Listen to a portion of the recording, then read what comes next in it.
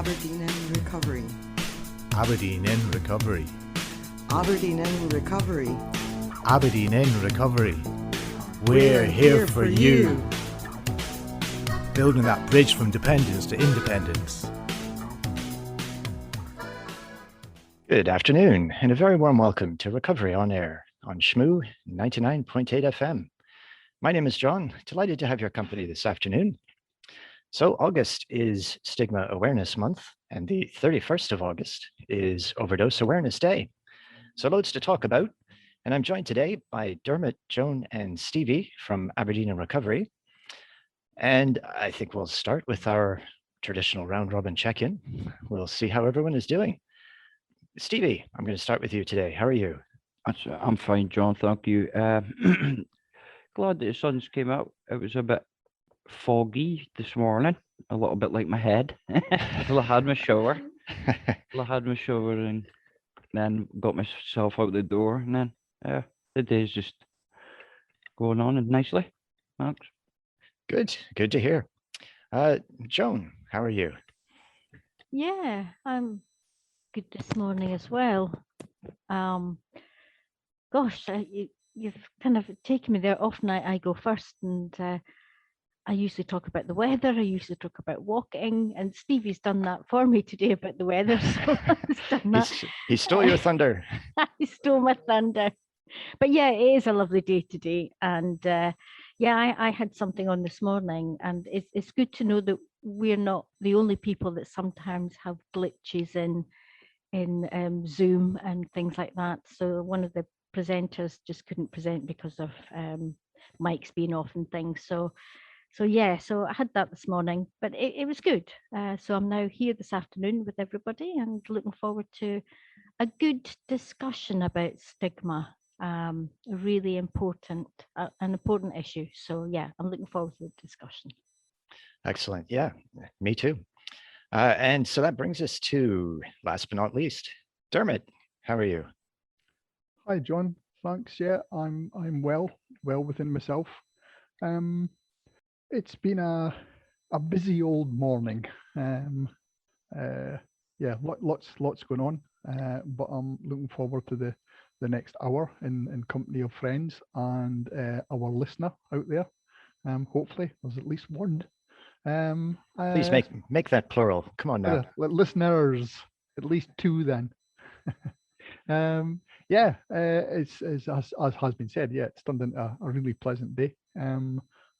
Rather than some of the rainy weather we had over the weekend, but we need both. We need the rain and we need the sunshine.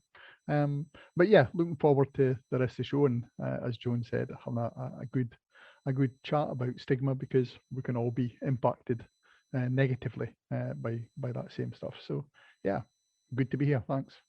Excellent. Yeah, and I should mention that we do pre-record this, so we're recording this on a Tuesday.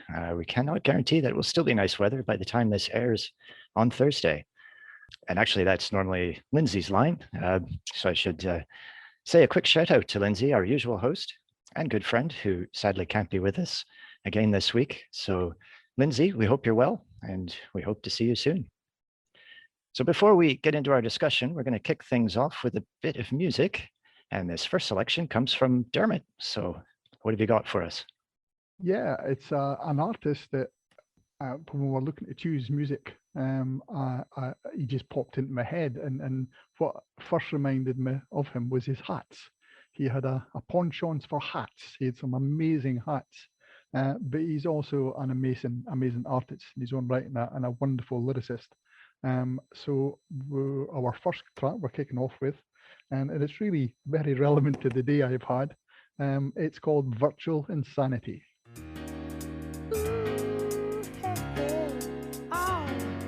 What we're living in, let me tell ya.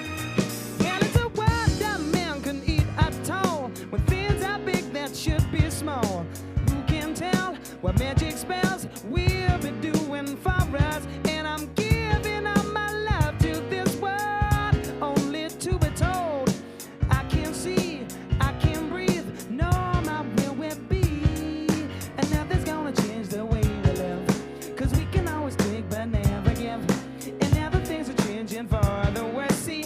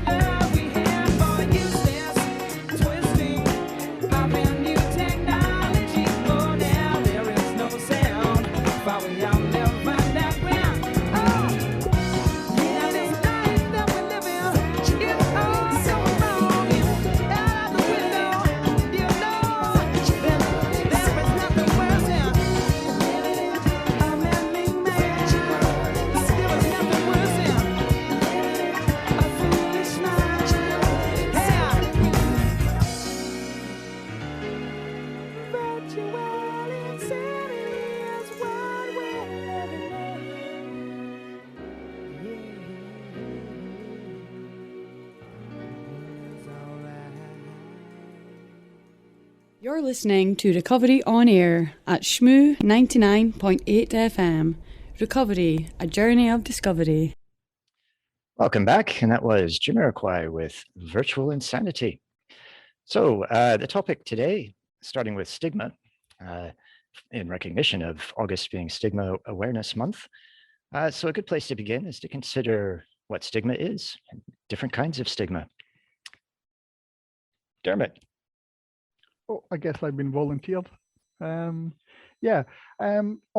in a sort of collaboration with the City Planning, Aberdeen, Aberdeen City Council, Health and Social Care Partnership, and other stakeholder agencies, AiR included, ADA, they wish to run an awareness building campaign based on and around stigma. And unusually and really quite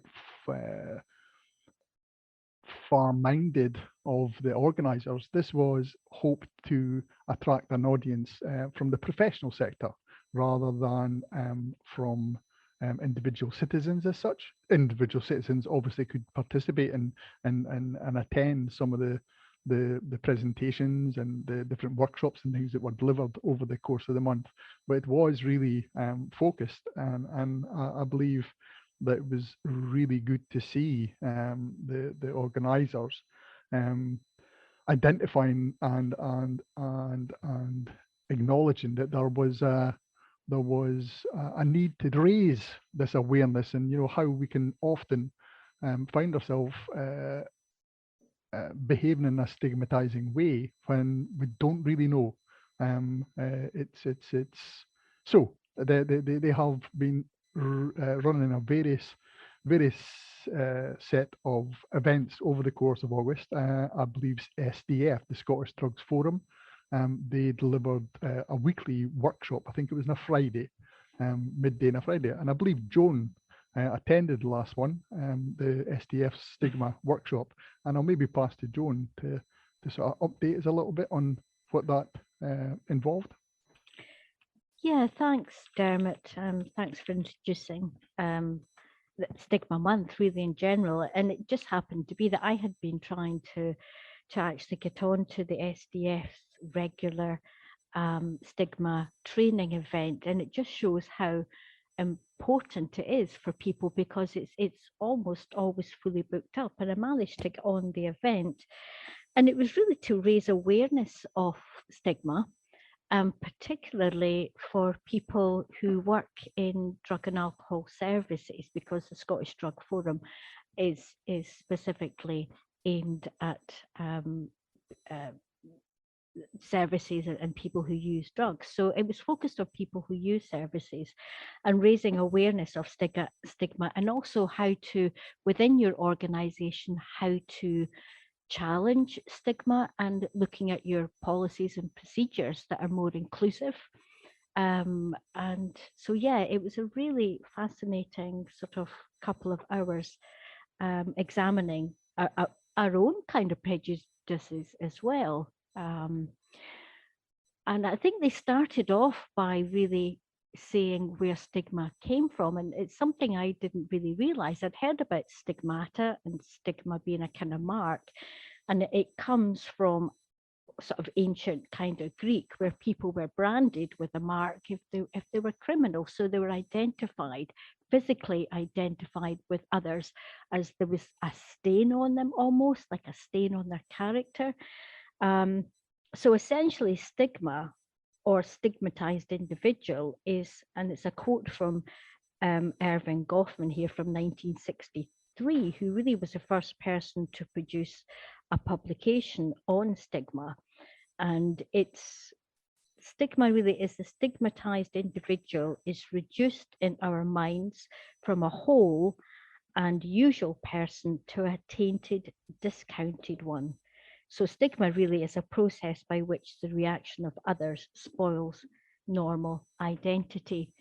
So it really occurs when a person who's discovered to be or presumed to be part of a member of a particular group or a stigmatized group, and it can occur as a consequence of all different situations and circumstances, whether that's their actual physical appearance, so somebody looks a sort of a physical, even physically disfigured person can be stigmatized just by the way they look, or it may be by personal behavior or reputation, or in circumstances in relation to ourselves, they engage in certain services, and it might be a drug or an alcohol treatment service. So there's a whole range, but maybe someone else might be able to maybe look more at the kind of classification of the types of stigma, but it could be any kind of group or person who is presumed to be different. Thanks, Joan.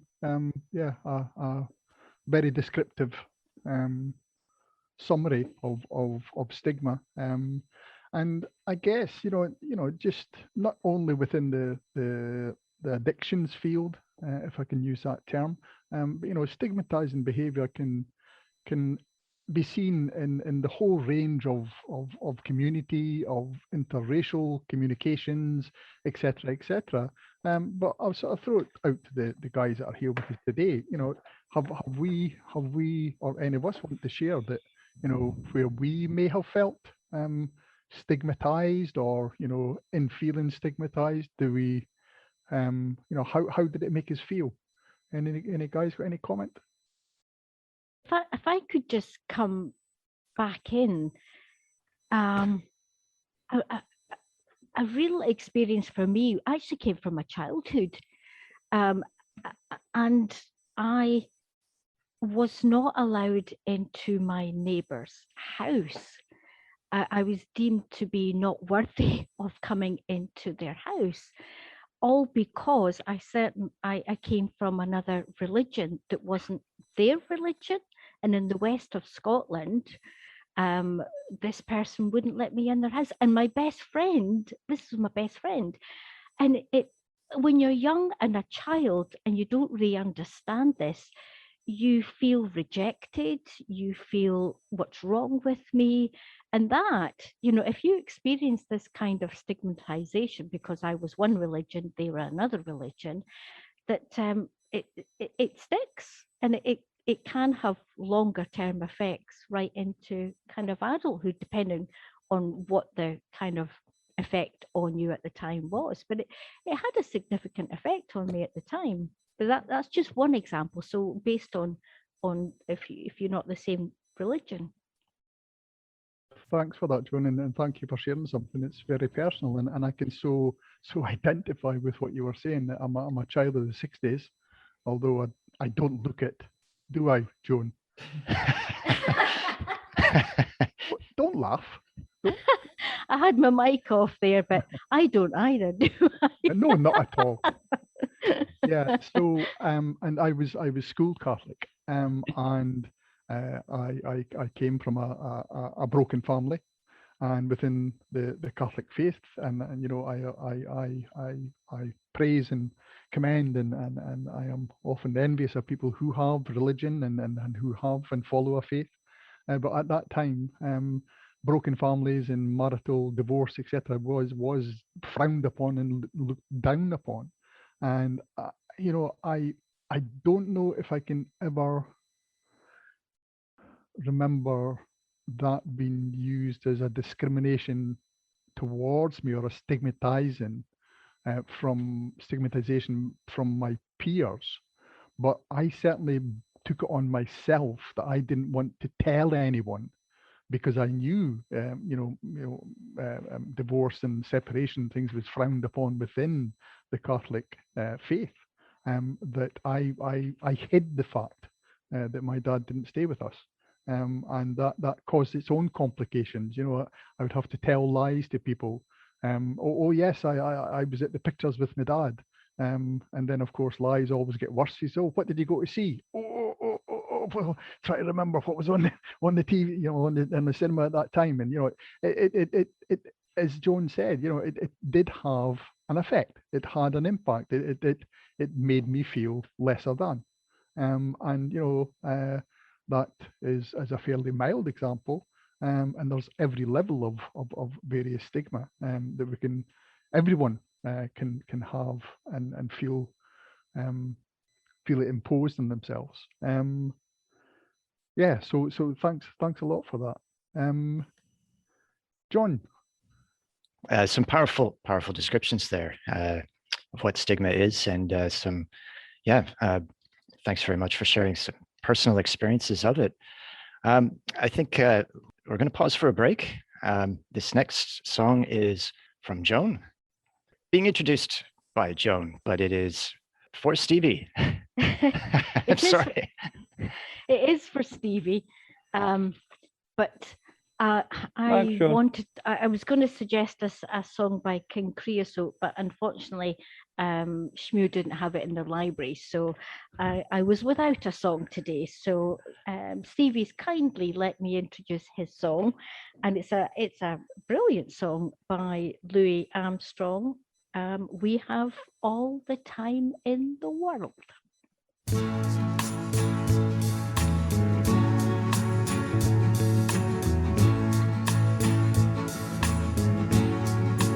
We have all the time in the world,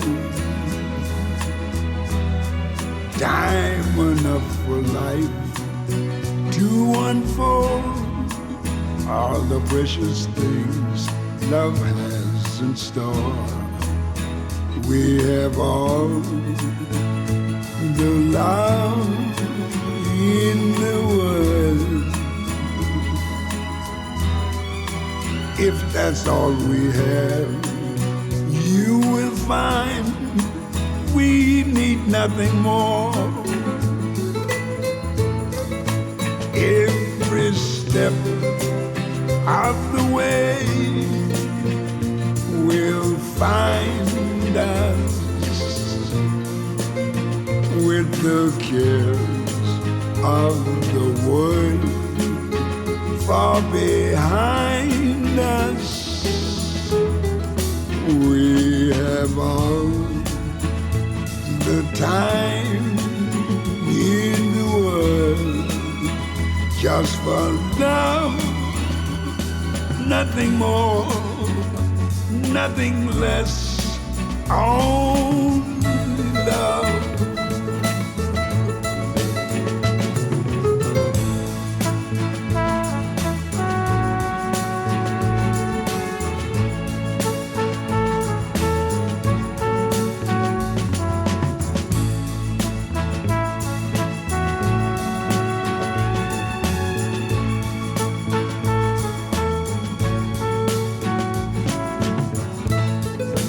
Every step of the way will find us with the cares of the world far behind us. Yes, we have all the time in the world just for love, nothing more, nothing less, only love.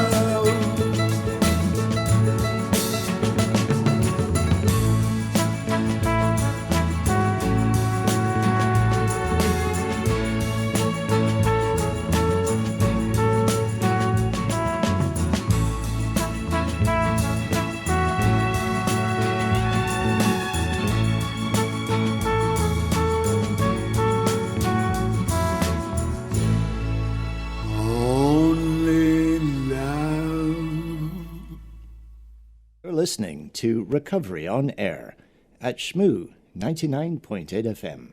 Recovery, a journey of discovery. Welcome back, and that was Louis Armstrong with We Have All the Time in the World. Thank you, John. An absolute classic. Thanks very much. So sharing our stories of stigma can be a powerful way to break down stigma. And actually on the break there, Stevie was just starting to get into something quite inspirational, quite powerful. Would you like to carry on, Stevie? Yeah, it just some of the language it's used and still is used today. I hear old ladies on the bus talking about junkies, and I don't think these old ladies really understand that it's what fit they're really going on about. And I have personally went through a word being thrown at me out with the dog, bottles off my plastic bottles off my windows, thrown. So that would make me want to retreat and stay in even more because it just was a horrible thing to shout to somebody at. It's just a crass word. I just don't like it and shouldn't be used. And it's stigma. It should be changed to different language, addiction, better words. But yeah, that's a few years ago now, so it doesn't really. Those people that was shouting that, they've grown up a little bit and they've now seen him and hi Stevie. So if you can change people, if people say you see you making changes, they will probably embrace you, or be drop their guard. Thanks, Stevie. Yeah, very powerful. And I really do thank Stevie for being honest and sharing that experience with. I could see the emotion in Stevie as he described these things. And the words we use can be very hurtful. And sometimes we don't realize it. Sometimes and I hold my hands up. I have been, and I can find myself still. I've got to hold myself and catch myself short. Maybe not in the arena that I live and work in, but externally, I can have that first thought, which isn't correct, and I've got to stop myself and I've got to see the person before I see the label. And I think that's something that the whole campaign that was run in August, I think that was the purpose behind it. It was to raise the awareness of how we can find ourselves being prejudiced and using stigmatizing language, which we've got to actively pull ourselves back from and realize just the damage that can be done. And I think that was described by Stevie. Stevie, do you want to come in? Yeah. See, once you get put with that label, junkie, alky, you have, well, me personally, I've moved on. Still, still people you can tell that they still think junkie, but it's all about is changing. It's learning people that this isn't even the right words to use or stuff like that. Thanks. Absolutely, Steve. Thank you very much. And we believe in the lived experience community. We believe that the best way to tackle stigma is to make it visible, talk about it, put it on the public arena, and let's raise awareness in this, and making recovery visible can actually do an awful lot to alter the effects of stigma and allow public in general to see, as Stevie just very eloquently said, we can find ourselves being very crass, but Stevie can still sense that terminology being directed at him, and the man has been on a recovery journey now for an extended period of time, change in his life, but that label can still stick. And I think that takes us really nicely into one of the part of the presentation that SDF did and Joan attended, was a cycle of stigma. And I'll try my best to describe something that is very, very visual, but obviously a cycle, so things are interlinking, and it's a completion of a cycle or a circle.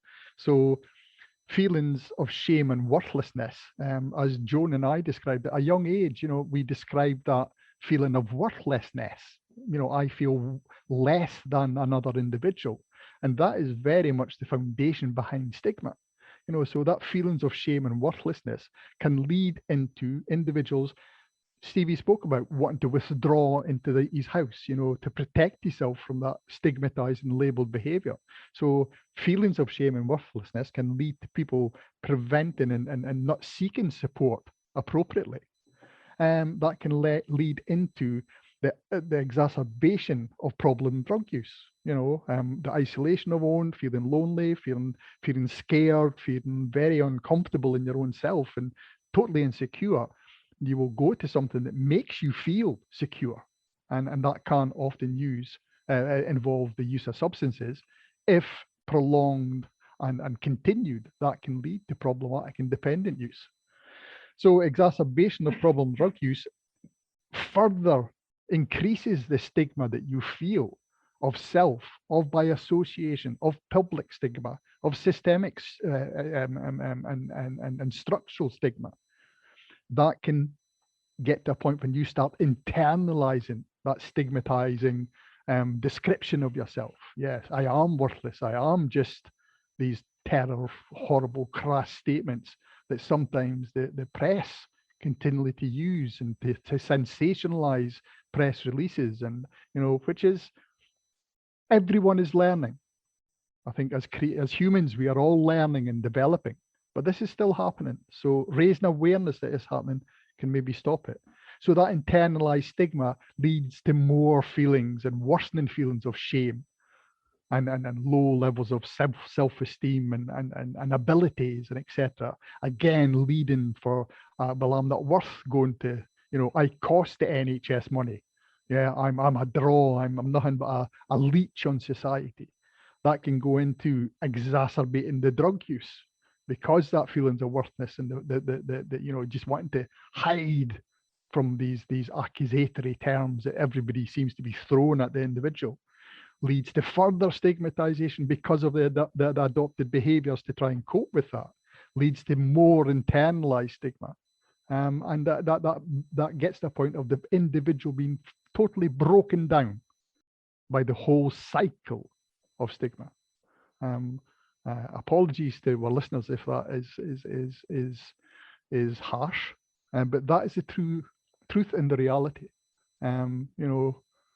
These words, if we can get over the resentment that we may feel to an individual and turn that resentment into compassion for the human being, that is a great way of us looking to address stigma. And this is down to every single one of us, because at different levels, we can find ourselves being stigmatized. The little odd joke that's thrown about someone's color, the little odd joke that's thrown about someone's physical size. It's a little bit ill humor, no harsh meant. Well, maybe have a little consideration of how much harm that could cause. Joan. Yeah, I just wanted to kind of reinforce that, and that cycle of stigma, that internalized stigma, really categorize one of the four aspects of stigma, which is self-stigma, that you internalize and you start to believe all those prejudices, you're discriminated against, and you actually believe it. And so you then call yourself at times by the names that people call you because you believe it. And then that ripples, it has a kind of ripple effect out into what we call stigma by association, not just you, but your families, your family members, your friends, and even the community that you live in. So if you come from an area that is sort of got a reputation or well known for having a higher amount of drug use, or seem to be, then those people in that community by association are kind of stigmatized. That whole area might be stigmatized. So yeah, and it's particularly, I can't think of the words, but the effect that it has on families is really, really strong and powerful. Thank you, Joan. It is massively damaging. We don't realize, unless we are made aware of these things, we don't realize just how damaging that statement made off the cuff stereotypical judgment, prejudgment, which is prejudice in another form. Prejudice leads to stigmatizing behavior. And we can, I think everyone is beyond, anyone who is actively trying to address this is beyond the point of pointing fingers of blame. This is a societal issue, and it needs to be addressed on a societal basis. This is where this kind of opportunity, the campaign that's been recently run and will continue. This is a campaign that is continuing and will be ongoing. Joan spoke about stigma by association. So many family members can be hindered in seeking support because of the thoughts or the feelings that people will judge them, and they will make criticisms on their parenting skills. It's bad parents that cause drug abuse, etc., etc. They can't really love that they've been badly brought up, etc., etc. That is so damaging, and that really hinders people in that circumstance actually going and seeking the help that would be very supportive to them, because of stigma by association. It's not the individual themselves, but the association of, and how the public, as Joan so rightly said, label a whole community because of a couple or two or three that may be seen as bad apples. The whole barrel is described as being cider. There's no compassion in that kind of behavior. So can I just Joan. add to the family side? There's so many examples of family members, if there's been a death in the family through alcohol or drug related, that there's an amount of shame associated with that because of stigma, that they would rather say that they died of a heart attack or some other cause, rather than actually saying what the actual real cause of death was. And that grief that is associated with that, they just don't get the help and the support for the grief that they're going through for a considerable amount of time. So it has a really long lasting effect on families and family members. Well, thanks for that. That's been a very insightful discussion. So I think it's time to pause for a bit of music, and this is Elastica with Connection.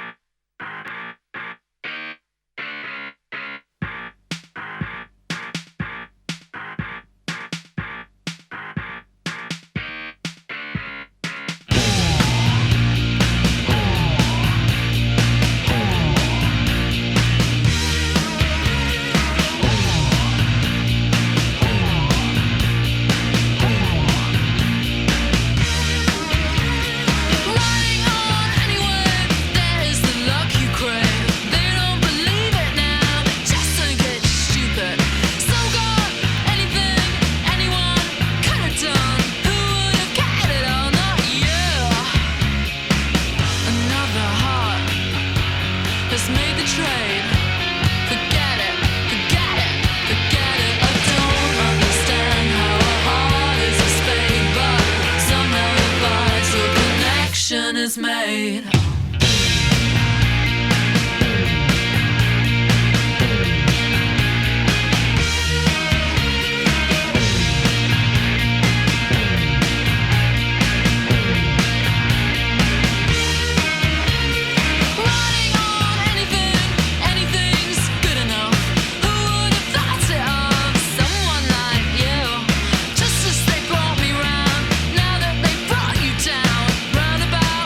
About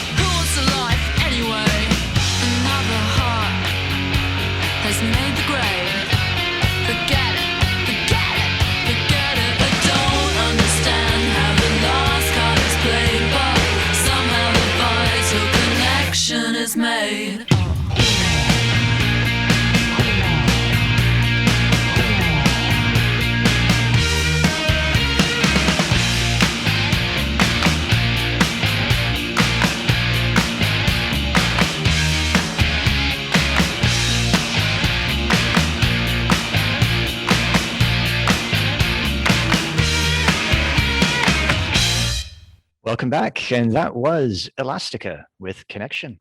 So as we've been learning, stigma can have a powerful impact on mental health.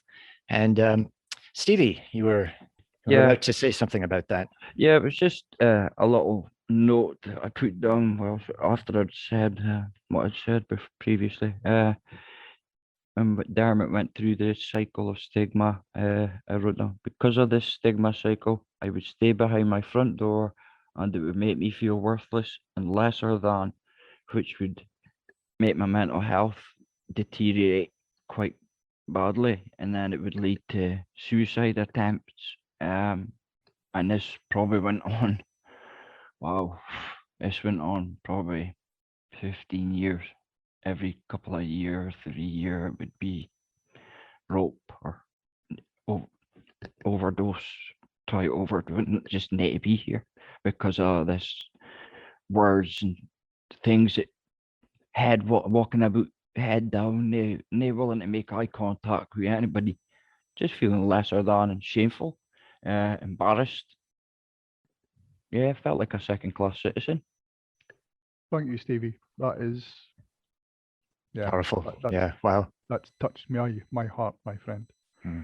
And that's the truth and reality. And Stevie is a humble enough human being that he's not pointing fingers of blame when he made these statements, but he's been open and honest with us, just to say that how that whole culmination of stigma of self, stigma by association, public, structural systems can lead a person to a point of desperation where they reach a point that it's no longer worth living here. And that is a sad, sad place. And we have a responsibility, I suggest, to try and do everything we can to make this change. Yeah, let's do everything we can to make this change. And Stevie, thank you very, very much for sharing that with us. No problem. And with our listeners. No problem. Wonderfully brave, sir. Thank you. So what Stevie has just shared, and Joan touched on just before we broke for some music, an organization away at the other side of the world a number of years ago. I don't know exactly the history involved or the timings, but this organization is called the Pennington Institute in Australia. They first came up with the idea of establishing a specific day that they would, at that point, they as an organization, they would really try and raise awareness in regards overdose. And from that little seed, or that little acorn, a worldwide web of activity has grown to the point that International Overdose Awareness Day is now celebrated all over the world. If you care to look at Pennington if you do, Google search Pennington Institute. I'm sorry, I should have maybe dug out the web address, but if you Google search Pennington Institute, and you'll see a huge, vast array of information. And what they do, they anyone who is involved on marking the day to raise awareness and encourage people, let's start talking about this. Let's start making this a public concern, a societal issue. Let's raise the awareness. As Joan touched on, individuals find themselves when they tragically lose a loved one through overdose. They feel shamed to be admitting that there has been drugs involved. And Stevie spoke of the tragic circumstances he found himself in when he was attempting suicide. God thanks that these weren't unsuccessful, but unfortunately they can and often are. And these tragedies will happen, but we can start discussing this. We need to take it out of the cupboard. We need to start speaking about it, because in speaking about it, we can start to look to find solutions. So International Awareness Day, and the national recognized color of International Awareness Day is purple. And through efforts made by our dear Caroline, and she has approached individuals involved at Robert Gordon's University, the campus out at Garthy. They have agreed to shine up or light up the Surrey Wood buildings in the colour purple in recognition of International Overdose Awareness Day.